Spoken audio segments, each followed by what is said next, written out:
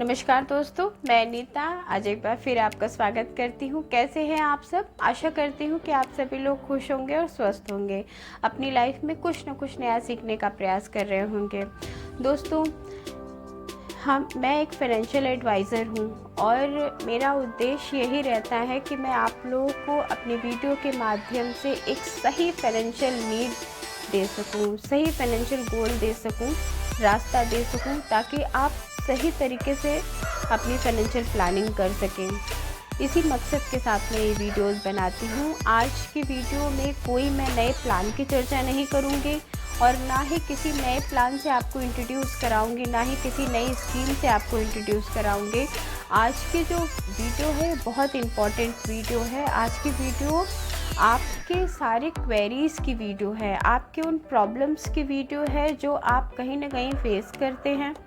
जब भी मैं मार्केट में जाती हूँ, कोई भी नई प्लानिंग के लिए किसी भी फैमिली से मिलती हूँ, तो उनका इंश्योरेंस से कोई ना कोई पास्ट में पॉलिसी हुई रहती है, पर उस पॉलिसी में उनको कुछ भी जानकारी नहीं रहती है।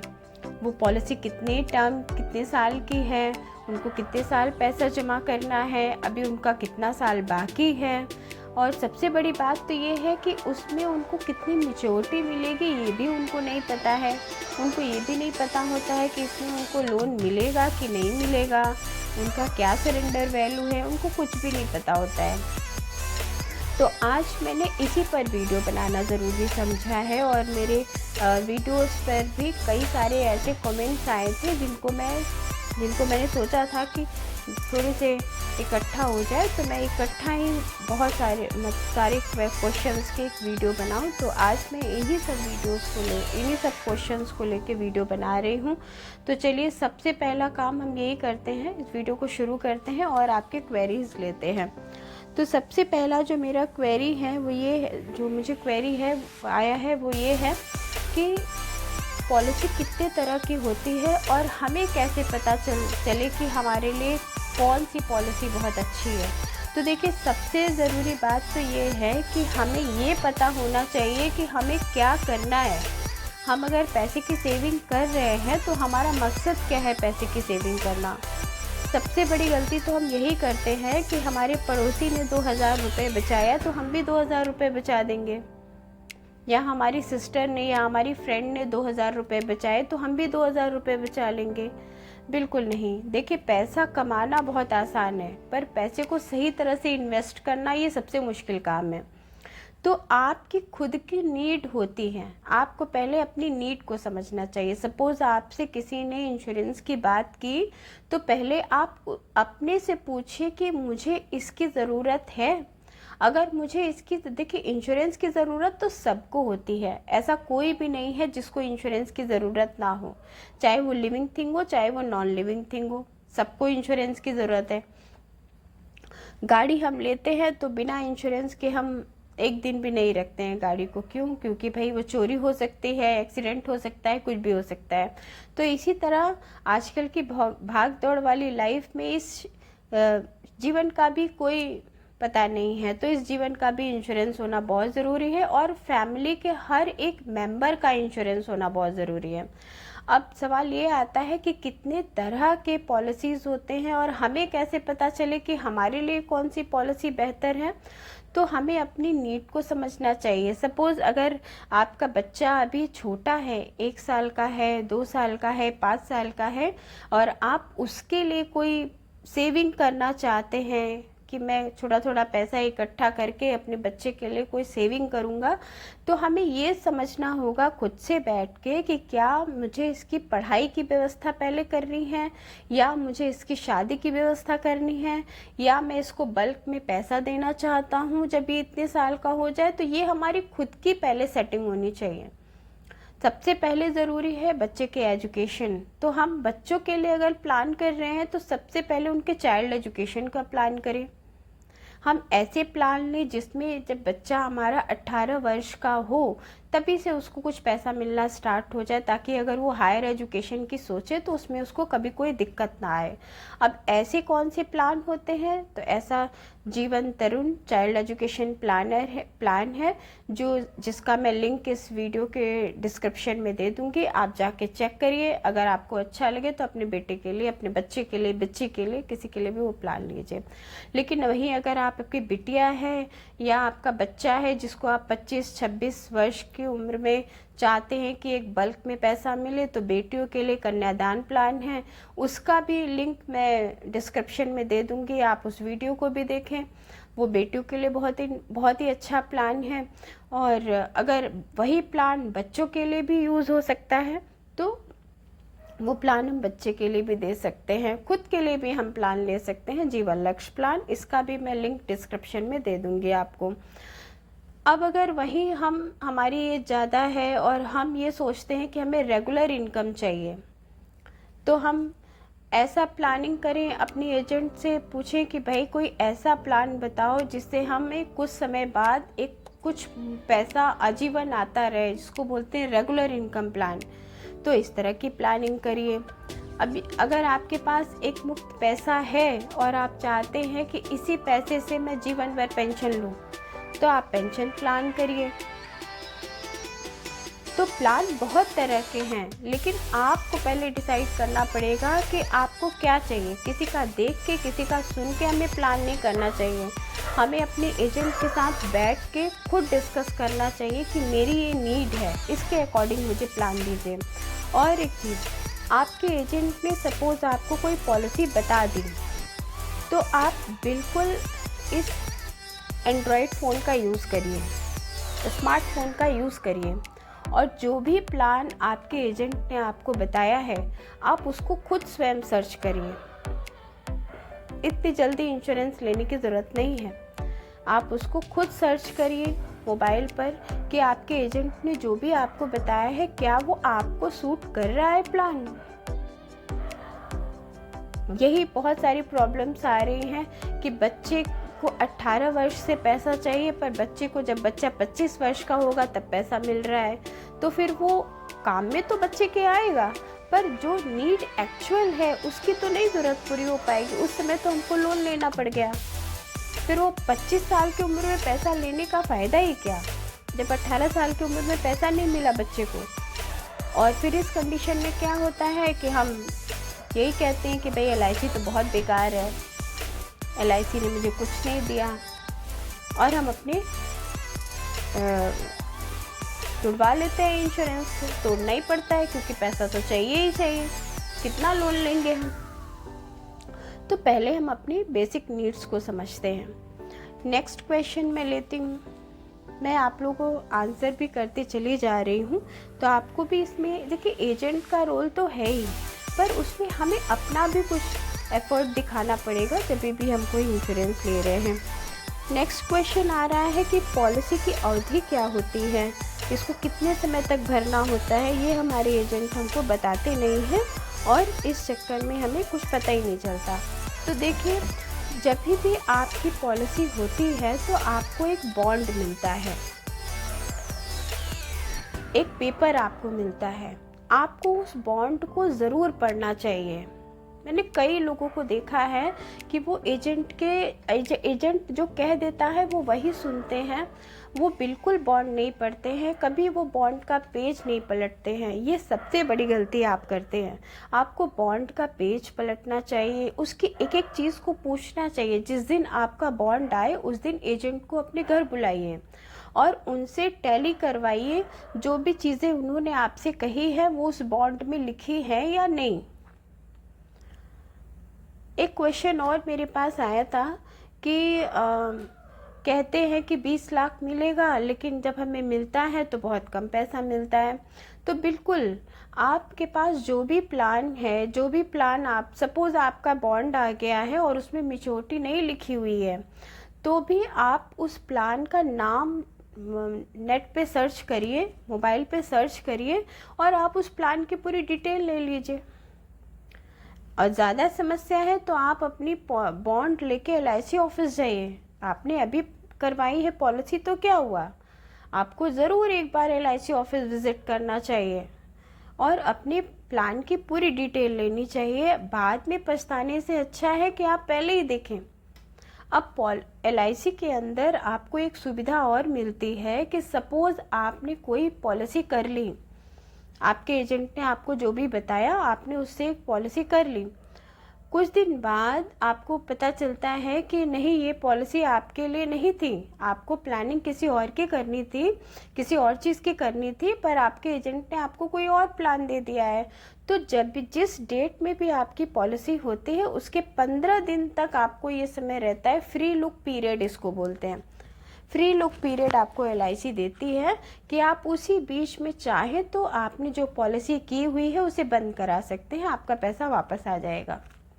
तो आप इसका फ़ायदा उठाइए। ऐसी छोटी छोटी चीज़ें हैं जिनका हमको बहुत ध्यान देना पड़ेगा। नेक्स्ट क्वेश्चन हम ले लेते हैं कि हमारा लेट फीस लग जाता है, हमें पता ही नहीं चलता है और बहुत ज़्यादा पैसा भरना पड़ता है। तो देखिए, LIC में जब भी आप प्रीमियम पे करते हैं तो प्रीमियम पे करने के आपको 4 ऑप्शन दिए जाते हैं। पहला होता है मंथली, जिसमें आपको हर महीने पैसा जमा करना पड़ता है। दूसरा होता है क्वार्टरली, जिसमें हर 3 महीने पे आपको पैसा जमा करना पड़ता है। तीसरा होता है हाफ ईयरली, जिसमें 6 महीने पे आपको पैसा जमा करना पड़ता है। चौथा होता है ईयरली, जिसमें आपको हर साल पैसा जमा करना पड़ता है। तो ये 4 ऑप्शन होते हैं। अब इसमें अगर आपने मंथली मोड लिया है तो उसमें मंथली जो भी आपका पॉलिसी का जो डेट होगा उस डेट से आपको 15 दिन ज़्यादा समय मिलता है, उसको बोलते हैं ग्रेस पीरियड। मतलब जो भी आपका पॉलिसी टर्म, सपोज आपकी पॉलिसी आज की डेट में हुई है तो आज से 15 दिन तक का आपको समय दिया जाता है पॉलिसी पीरियड में पैसा जमा करने का। अगर आपने 15 दिन बाद पैसा जमा किया है तो उसकी पेनाल्टी लगती है, वो एज़ पर पॉलिसी होती है कि आपकी पॉलिसी छोटी है, बड़ी है, कैसी है। वहीं अगर आपने क्वार्टरली, हाफ ईयरली या ईयरली मोड में प्रीमियम पे करने का निर्णय लिया है तो उसमें आपको 30 डेज़ का ग्रेस पीरियड मिलता है, मतलब पूरे 1 महीने का मिलता है। 1 महीने के बाद अगर आप पैसा जमा करते हैं तो उस पर भी पेनाल्टी लगती है, वो भी एज़ पर आपकी पॉलिसी होती है कि आपकी पॉलिसी किस तरह की है। तो आपका लेट फीस नहीं लगेगा अगर आप इस चीज़ को, अपनी बॉन्ड को पढ़ेंगे, अच्छी तरीके से समझेंगे तो आपका क्यों लेट फीस लगेगा। अब आपको पता चल गया है कि अगर आपकी मंथली मोड में पॉलिसी है तो आपको 15 दिन के अंदर पैसा जमा कर लेना है।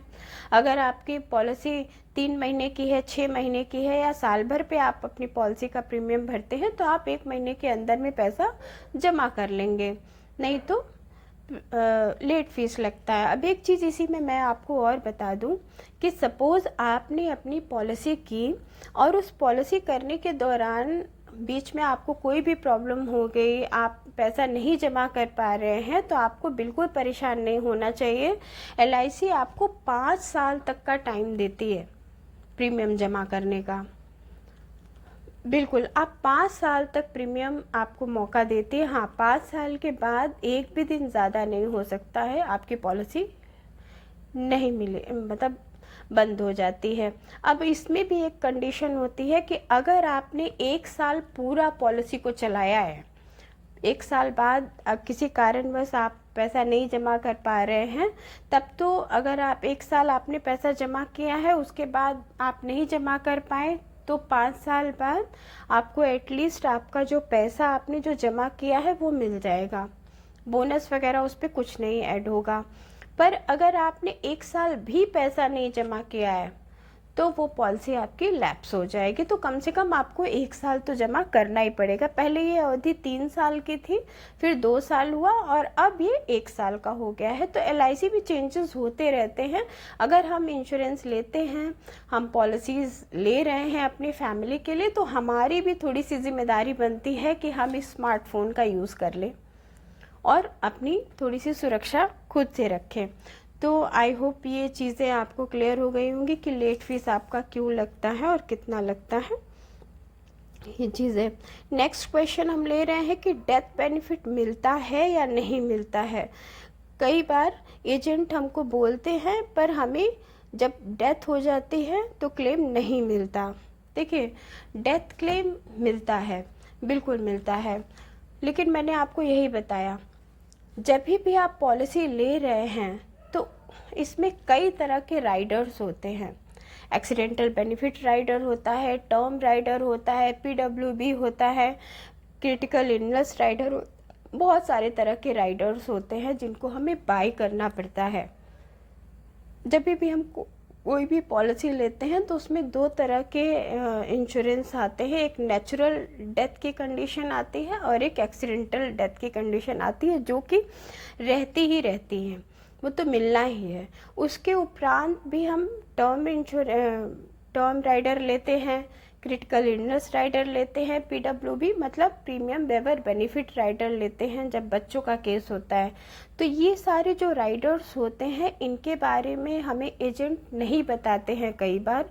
अब यहाँ एजेंट की चूक है, एजेंट नहीं बताएंगे तो आप कैसे जानेंगे और इनको आप कैसे बाय करेंगे। लेकिन इसमें भी एक प्रॉब्लम ये आती है कि कई बार होता है इन राइडर्स को जब हम ऐड कर देते हैं तो प्रीमियम में कुछ बढ़ोतरी हो जाती है, क्योंकि ये बाय करने पड़ते हैं हमको।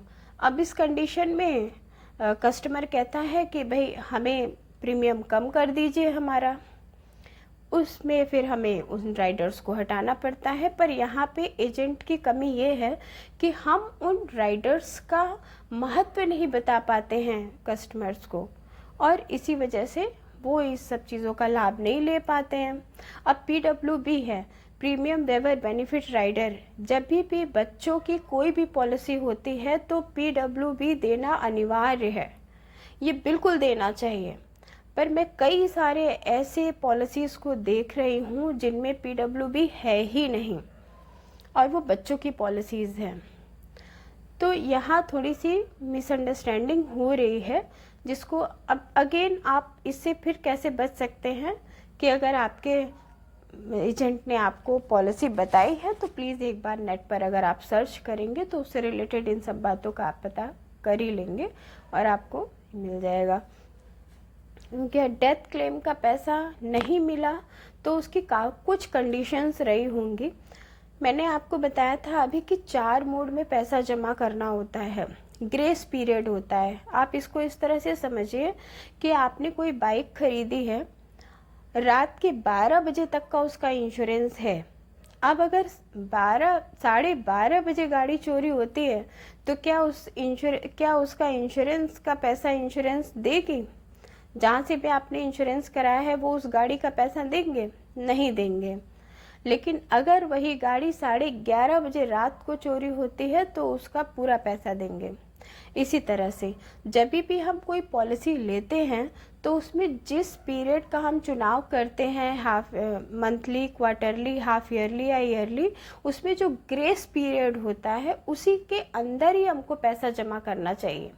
अगर हमने ग्रेस पीरियड पार कर दिया तो पेनाल्टी तो लगती ही लगती है, हमें वो जो इंश्योरेंस रहता है वो भी नहीं मिलता है। मतलब जो हमने जमा किया है वो तो हमें मिलेगा, लेकिन जो एक्स्ट्रा इंश्योरेंस हम लिए हैं वो हमें नहीं मिल पाता है। मिलता है, हमारी पॉलिसी 5 साल 10 साल अगर चली है तो वो मिलता है, लेकिन फिर भी उतना इंश्योरेंस नहीं मिल पाता है। तो हमें इस बात का बहुत ख्याल रखना चाहिए कि हमने जिस समय का चुनाव किया है उस समय पे प्रीमियम हम अपना भरते जाएं और प्रीमियम जो भर रहे हैं उसकी रसीद लेते जाएं। अगर आप किसी एजेंट के थ्रू अपना प्रीमियम भरवाते हैं तो मेक श्योर आप उससे रसीद ले लें। नहीं तो LIC की तरफ से बहुत सारे ऐप्स हैं जो हम लोग प्रोवाइड कराते हैं। स्पेशली हमने जितने भी कस्टमर हैं हमारे, सबको हमने डिजिटल ऐप दे रखा है, सभी का हमने पोर्टफोलियो बना रखा है ताकि हमारे कस्टमर को बिल्कुल प्रॉब्लम ना हो। हम LIC से जुड़े हुए हैं, हो सकता है कल हम भी ना हो, तो कस्टमर को कोई प्रॉब्लम नहीं होनी चाहिए। इसीलिए एजेंट जो भी हैं वो अपने कस्टमर का डिजिटल ऐप बनाएं, उनका लॉगिन करवाएं और उनका पोर्टफोलियो ज़रूर मेंटेन करें जिससे कस्टमर को आगे कोई प्रॉब्लम ना हो। अगर आपके एजेंट आपको नहीं दे रहे हैं इस तरह का पोर्टफोलियो तो प्लीज़ आप कमेंट में बताइए, अपना नंबर आप मुझे सेंड करिए, मैं आपका पोर्टफोलियो बनाऊंगी और डिजिटल ऐप पे आपका लॉगिन भी करा दूंगी। नेक्स्ट आ रहा है मेरे पास ऑप्शन कि लोन क्या ले सकते हैं। हमें तो कभी इंश्योरेंस पे लोन मिला ही नहीं। सुनने में आता है कि इंश्योरेंस पे लोन भी मिलता है। बिल्कुल, इंश्योरेंस पे लोन भी मिलता है, पर ये डिपेंड करता है कि आपकी पॉलिसी किस तरह की है। अगर आपकी पॉलिसी इंश्योरेंस है, टर्म इंश्योरेंस है या फिर इंडोमेंट प्लान है, तो आपको बिल्कुल लोन मिलेगा। लेकिन अगर आपकी पॉलिसी यूलिप के प्लान्स की है, सिप की है, इंडेक्स प्लस है, निवेश प्लस है, इस तरह के प्लान्स है, तो उस पे लोन मिलने के चांसेस आपको कम। निवेश प्लस पे तो लोन मिलता है, पर जो भी यूलिप के प्लान्स होते हैं उन पे लोन मिलने के चांसेस कम होते हैं, क्योंकि वो शेयर मार्केट बेस्ड प्लान होते हैं। अगर लोन मिलता भी है तो कम मिलता है। वैसे भी जो इंश्योरेंस मिलता है LIC में, वो आपको आपकी पॉलिसी पीरियड के कम से कम 2 साल बाद या 1 साल बाद ही आपको लोन मिलता है, जब आपकी पॉलिसी में कुछ बोनस ऐड हो जाता है। क्योंकि आपको जो लोन दिया जाएगा तो बोनस के ही आधार पर लोन दिया जाता है। जितना भी पॉलिसी कितना लोन मिलता है, तो लोन आपका जो भी पॉलिसी है, जितने का भी आपका इंश्योरेंस है, उसका 80 to 85% ही आपको लोन मिलता है। अब इसको थोड़ा सा शॉर्ट में समझते हैं कि सपोज आपने 1 लाख की पॉलिसी ले ली है। अब 1 लाख की पॉलिसी अगर आपने ली है तो उस पर 85 to 90,000 तक ही आपको लोन मिल सकता है। वो भी पॉलिसी, किसी किसी पॉलिसी में 1 साल बाद ही लोन मिलता है, पर किसी किसी पॉलिसी में 2 साल बाद लोन मिलता है। स्पेशली जो बच्चों की जो पॉलिसीज़ होती हैं, जो चाइल्ड एजुकेशन प्लान होता है, उस पर 2 साल बाद ही आपको इंश्योरेंस लोन की फैसिलिटी मिलती है, सरेंडर की फैसिलिटी जो भी है वो मिलती है। पर जो जितने भी अडल्ट की पॉलिसीज़ होती हैं उनमें 1 साल बाद ही आपको लोन की फैसिलिटी मिल जाती है। तो ये चीज़ें आपको क्लियर हो गई होंगी।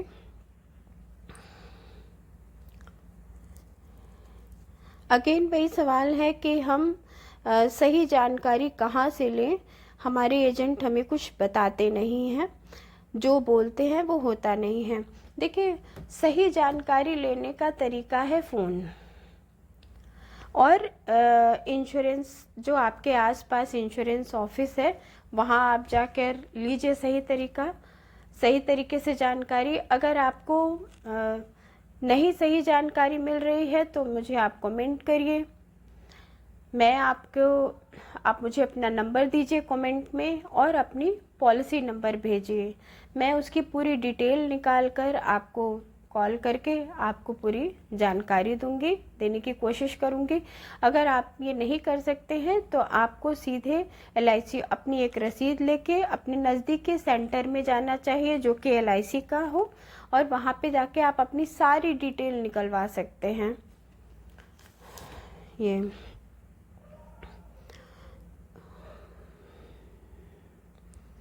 तो आई होप ये सारी क्वेरीज़ रही थी। जो है तो बहुत सारी क्वेरीज़, पर वही क्वेश्चंस बार बार आ रहे हैं, इसीलिए मैं उन क्वेश्चंस को नहीं ले रही हूँ। देखिए दोस्तों, हम इंश्योरेंस बाय खुद कर रहे हैं तो उसकी पूरी रिस्पॉन्सिबिलिटी हमारी भी होनी चाहिए। एजेंट ने हमसे झूठ बोला, हमको ये गलत इन्फॉर्मेशन दी, तो कोई बात नहीं, बॉन्ड तो हमारे पास होता है ना, तो एटलीस्ट हम अपने बॉन्ड को तो पढ़ें। क्यों हम इतना ट्रस्ट करें अपने एजेंट पर? हम क्यों ना बॉन्ड को पढ़ें और कभी ना कभी महीना 2 महीने साल भर में एक बार अपने नज़दीकी LIC ऑफिस में ज़रूर जाना चाहिए, ज़रूर विज़िट करना चाहिए। अपनी जितने भी प्लान्स हैं उनको लेके जाना चाहिए और सही इन्फॉर्मेशन निकालना चाहिए, अगर आपके पास कोई और सोर्स नहीं है तो। वैसे आजकल बहुत अच्छे सोर्स आ गए हैं, डिजिटल ऐप आ गए हैं और पोर्टफोलियो आ गया है। आप खुद भी अपना खुद भी पोर्टफोलियो बना सकते हैं, अगर आप थोड़ी बहुत जानकारी रखते हैं तो।